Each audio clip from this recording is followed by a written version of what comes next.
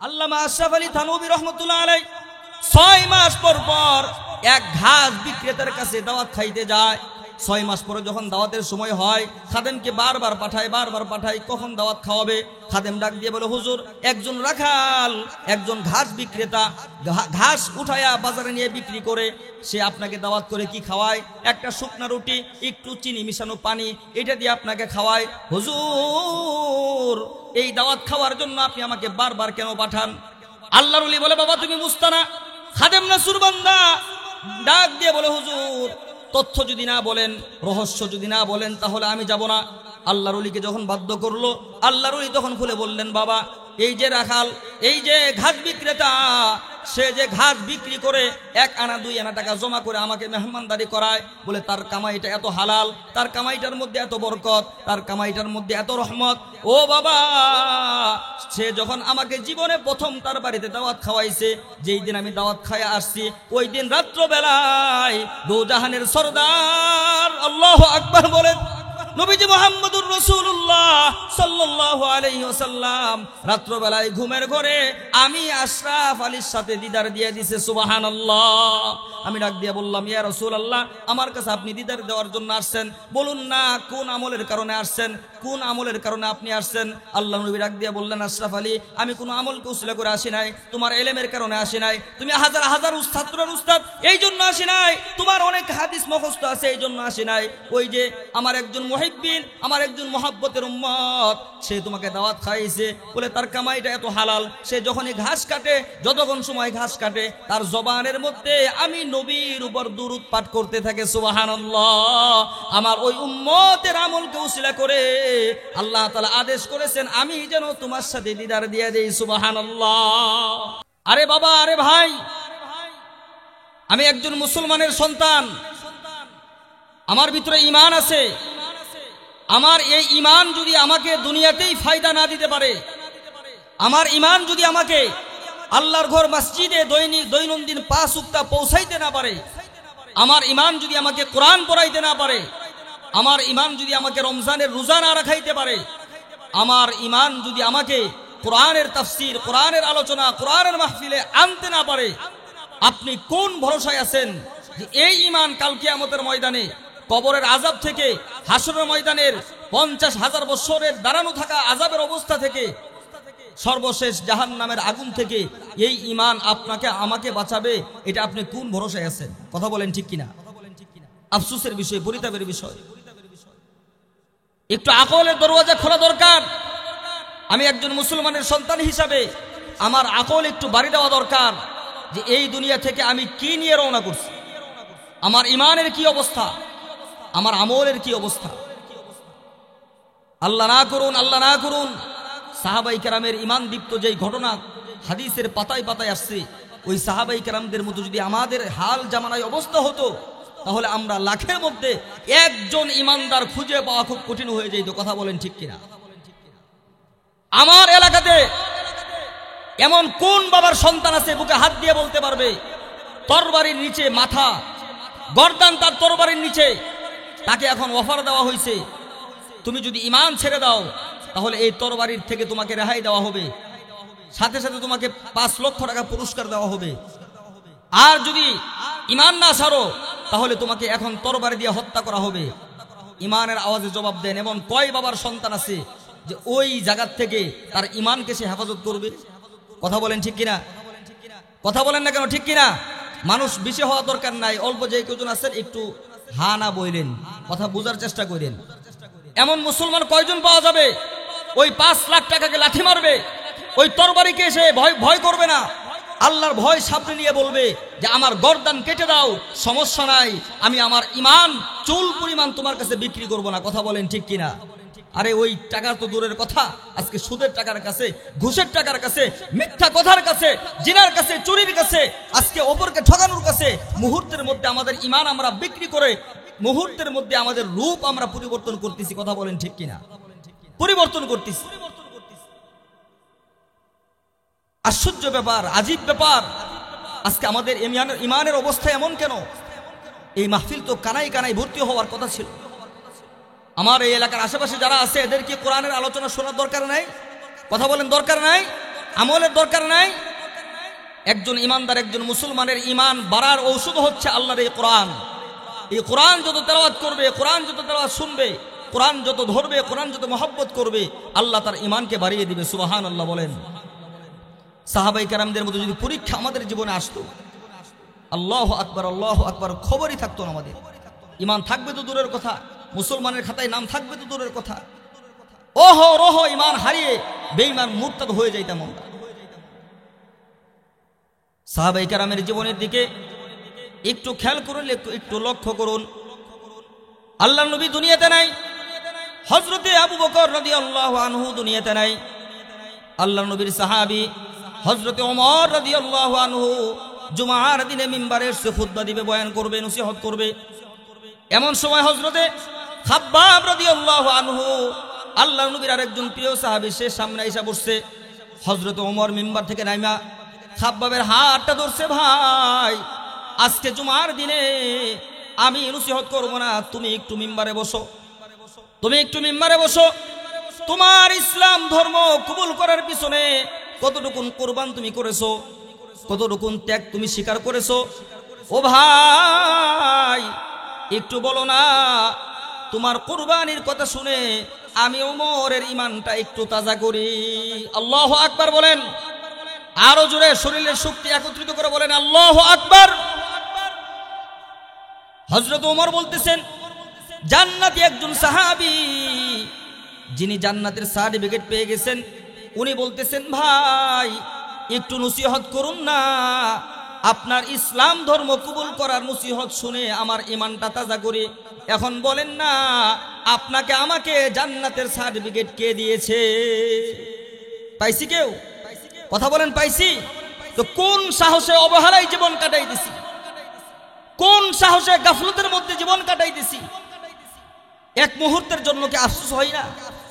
জীবন কিভাবে পরিচালনা করার দরকার ছিল, আর আমার জীবনটা আমি কিভাবে পরিচালনা করতেছি? একজন মুসলমানের জিন্দেগি কেমন হওয়া দরকার, আর আমার জীবনটা আমি কিভাবে পরিচালনা করতেছি?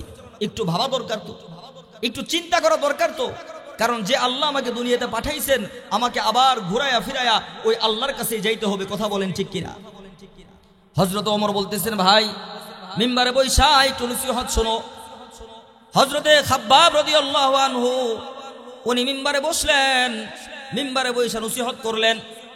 এরপর ওমর বললেন, ভাই আপনি কতটুকু নির্যাতন সহ্য করেছেন একটু বলেন।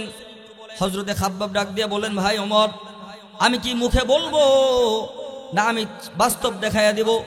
হযরত ওমর বলেন, ভাই বাস্তব দেখাইয়া দেন। এমন সময় হযরতে খাব্বাব রাদিয়াল্লাহু আনহু তার জামাটা একটু উপরের দিকে উঠাইছে। জামাটা উপরের দিকে ওঠানোর সাথে সাথে তার কোমরের অবস্থা, তার নাভির অবস্থা, তার এই কোমরের অংশের অবস্থা যখন হযরত ওমরের চোখের মধ্যে ভাইসা উঠছে, হযরত ওমর আল্লাহু আকবার ধ্বনি দিয়া সাথে সাথে বেহুশ হয়ে গেছে। আল্লাহু আকবার বলেন। ওমর বলেন, ভাই জামা নামাও, ভাই জামা নামাও। আর বার তুমি কোমর বের করে রাখিও না, জামা তুমি নিচের দিকে নামাও। বলো না তোমার এই কোমরের ভিতরে এত বড় বড় গর্ত কিসের জন্য হয়েছে? হযরতে খাব্বাব রাদিয়াল্লাহু আনহু ডাক দিয়া বলেন, ভাই ওমর, আমি ইসলাম কবুল করার পরে আমাকে কাফেররা নির্যাতন করেছে। আমাকে এমন ভাবে নির্যাতন করা হইতো, বলে আমাকে জ্বলন্ত কয়লার মধ্যে আমাকে ফেলায়া আমার পায়ের মধ্যে রশি লাগায়া, আল্লাহু আকবার, আমার পায়ের মধ্যে রশি লাগায়া আমাকে জ্বলন্ত কয়লার ভিতরে টানা হেঁচড়া করতো। যুবকরা আমার পাও ধরিয়া টানতো, আমার কোমরের ভিতরে ওই আগুনের কয়লাগুলি ঢুকিয়া যাইতো। ওই কয়লাগুলি ঢুকিয়া ঢুকিয়া গোশতের মধ্যে কাপড় দিয়া ধরতো, আর আগুনের কারণে আমার গোশতগুলি খুশিয়া খুশিয়া ওই জায়গায় পড়িয়া কয়লাগুলি নিভে যাইতো। ভাই ওমর আর লোহা গরম করতো, লোহা গরম করিয়া আমার কোমরের ভিতরে লোহা ঢুকাইয়া দিত। লোহা ঢুকায়া লোহাকে লাড়াচাড়া করতো আর বলতো, খাব্বাব তুমি যদি ঈমান না ছাড়ো তাহলে এইভাবে তোমাকে কষ্ট দিয়ে দিয়ে মারবো। হযরতে খাব্বাব তখন ঈমান দীপ্ত জবাব দিয়ে বলে, এ খোদার দুশমনেরা, এ আল্লাহর দুশমনেরা, এইভাবে আমি খাব্বাবকে তোমরা নির্যাতন করো, কোনো সমস্যা নাই। এইভাবে আমাকে তোমরা একবার দুইবার নয়, আল্লাহ যদি আমাকে বারবার দুনিয়াতে পাঠায়, আর যদি ইসলামের জন্য, ঈমানের জন্য, কোরআনের জন্য আমাকে এমন নির্যাতন তোমরা আমার সারা জীবন করো, আমি নির্যাতন সহ্য করতে রাজি আছি, আমি নির্যাতন সহ করে নিব। এরপরেও মুহাম্মদের উপরে যে আমি কালেমা পড়েছি, আল্লাহর উপরে যে ঈমান এনেছি, চুল পরিমাণ আমার ঈমান থেকে আমি পিছপা হব না। আল্লাহু আকবার বলেন, আল্লাহু আকবার। এখন বলেন না, আজকে হাল জামানায় আমার বাবা, আমার ভাই, তাদেরকেই যদি আজকে এই রাস্তার মধ্যে শোয়া, যদি জ্বলন্ত কয়লার মধ্যে রাখা হয়, আমার বাবা আমার ভাইকে যদি লোহা গরম করে কোমরে ছাকা দেওয়া হয়, বলেন আমার বাবা কি সহ্য করতে পারবে? কথা বলেন, পারবে? আমার ভাই পারবে? এক মুহূর্তের মধ্যে ঈমানকে বিক্রি করে দিবে, এক মুহূর্তের মধ্যে বেঈমান হয়ে যাবে। আমি নিজেও পারবো না সহ্য করতে। এই জন্য ফিরি ফিরি পেয়ে গেছি ইসলাম, ফিরি ফিরি পেয়ে গেছি কোরআন, যার কারণে কোরআনের আহ্বান আসে। আমি মুসলমানের সন্তান, আমার কানে বারবার ধ্বনি উচ্চারণ হয়, এরপরও আমার ঈমান এতই কমজোর, আমার ঈমান এতই নিবু নিবু যে আমার ওই দুর্বল ঈমান আমাকে আল্লাহর কোরআনের মাহফিল পর্যন্ত পৌঁছাইতে পারে না। হ্যাঁ, কেউ যদি অসুস্থ হয়, কেউ যদি মাজুর থাকে, তাহলে তো তাদের ব্যাপারে কোনো কথা নাই। কথা বলেন ঠিক কিনা?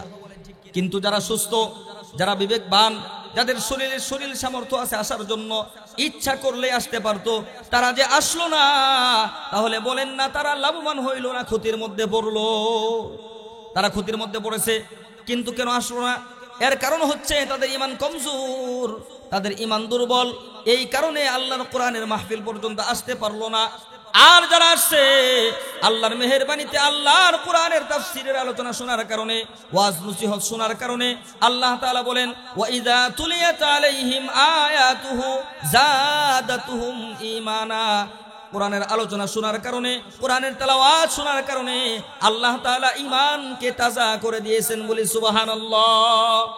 এজন্য ঈমানের শক্তিতে নিজেকে বলিয়ান বানাইতে হবে। আজকে যত সমস্যা দেখা যায়, মুসলমানরা জায়গায় জায়গায় নির্যাতিত হয়, এর একমাত্র কারণ হচ্ছে ঈমান কমজোর হওয়ার কারণে। আল্লাহ তাআলা ওয়াদা করেছেন, তুমি যদি তোমার ঈমান মুকাম্মাল করতে পারো, ঈমান যদি পরিপূর্ণ করতে পারো, সাথে সাথে নেক আমল যদি পুঁজি বানাইতে পারো, এই দুইটা গুণকে উসিলা করে আমি আল্লাহ তাআলা সমস্ত মাখলুকাতের ভয় তোমার অন্তর থেকে বের করে দেব। সুবহানাল্লাহ।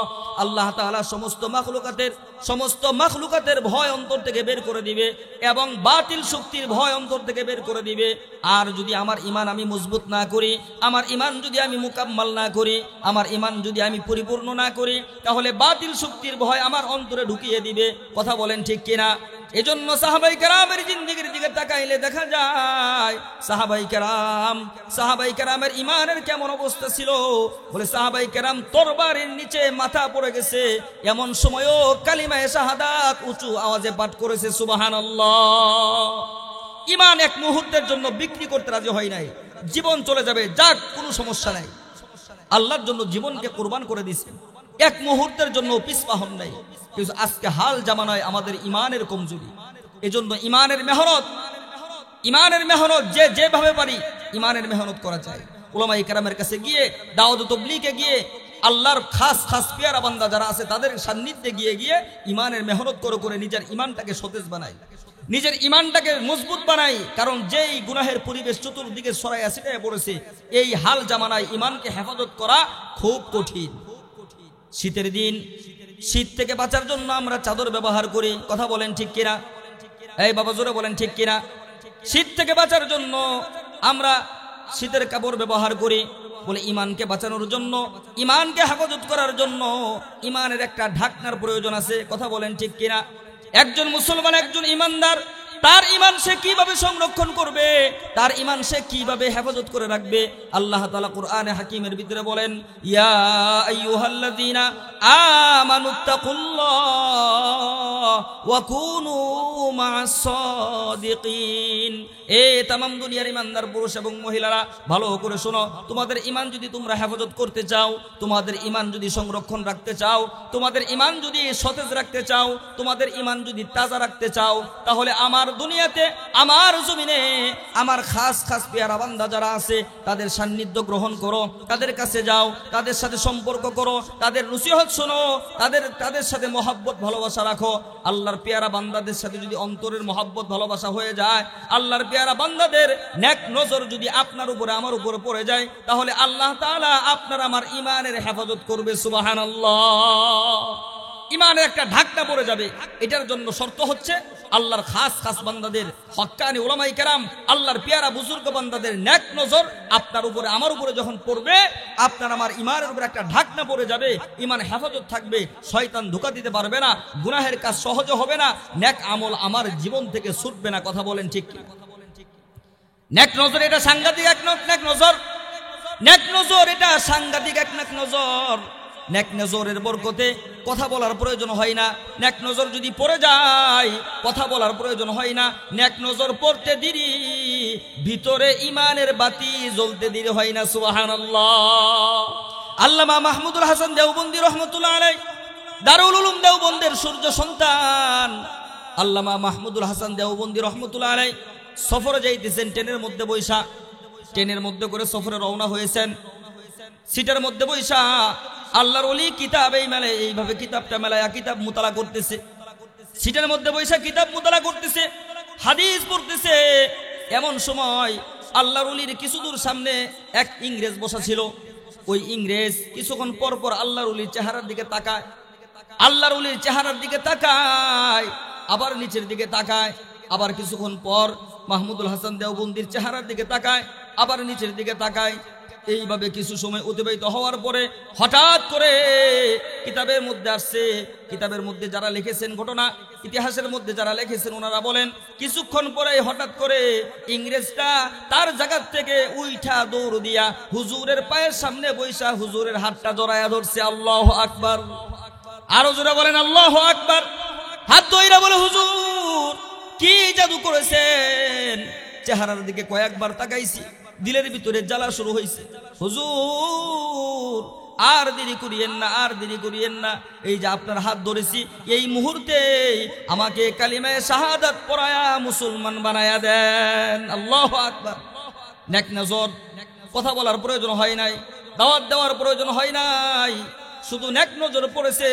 এই নেক নজরের কারণে আল্লাহ তাআলা ইংরেজের ভিতর থেকে কুফরি কালাম জ্বালায়া পোড়ায়া ওই ইংরেজের ভিতরে ঈমানের বাতি আল্লাহ জ্বালাইয়া দিছে। সুবহানাল্লাহ।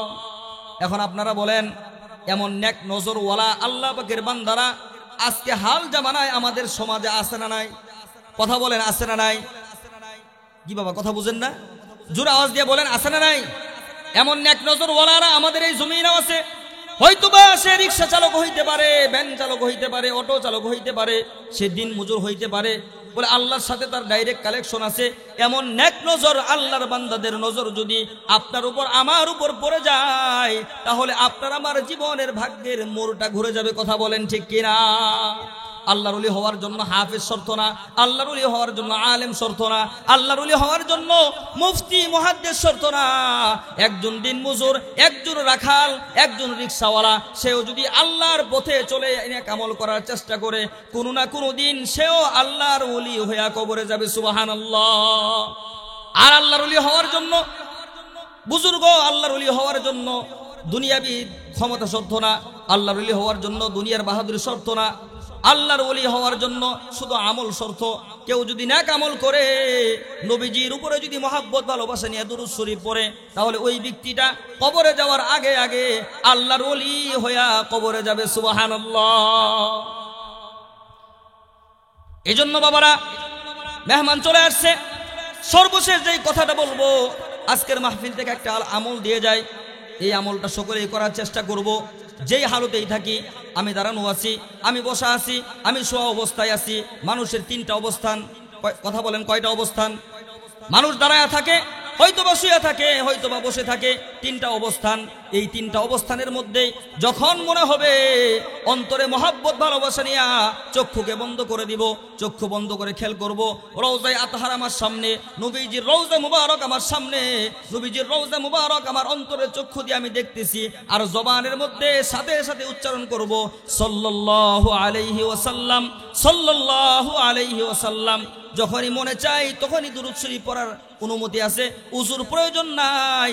মনে হওয়ার সাথে সাথে দুরূদ পড়লে, একবার যদি কোনো উম্মত দুরূদ পড়ে, আল্লাহ রাসূল সাল্লাল্লাহু আলাইহি ওয়াসাল্লাম বলেন ওই উম্মতের উপরে আল্লাহ তাআলা খুশি হইয়া সাথে সাথে 10টি রহমত নাজিল করে দেন। সুবহানাল্লাহ। আল্লামা আশরাফ আলী থানভী রাহমাতুল্লাহ আলাইহি 6 মাস পর পর এক ঘাস বিক্রেতার কাছে দাওয়াত খাইতে যায়। 6 মাস পরে যখন দাওয়াতের সময় হয়, খাদেমকে বারবার পাঠায়, কখন দাওয়াত খাওয়াবে। খাদেম ডাক দিয়ে বলে, হুজুর, একজন রাখাল, একজন ঘাস বিক্রেতা ঘাস উঠায়া বাজারে নিয়ে বিক্রি করে, সে আপনাকে দাওয়াত করে কি খাওয়ায়? একটা শুকনা রুটি, একটু চিনি মিশানো পানি, এটা দিয়ে আপনাকে খাওয়ায়। হুজুর, এই দাওয়াত খাওয়ার জন্য আপনি আমাকে বারবার কেন পাঠান? আল্লাহর ওলি বলে, বাবা তুমি বুঝতা না, খাদেম না সুরবান্দা। ডাক দিয়ে বলে, হুজুর, তথ্য যদি না বলেন, রহস্য যদি না বলেন, তাহলে আমি যাব না।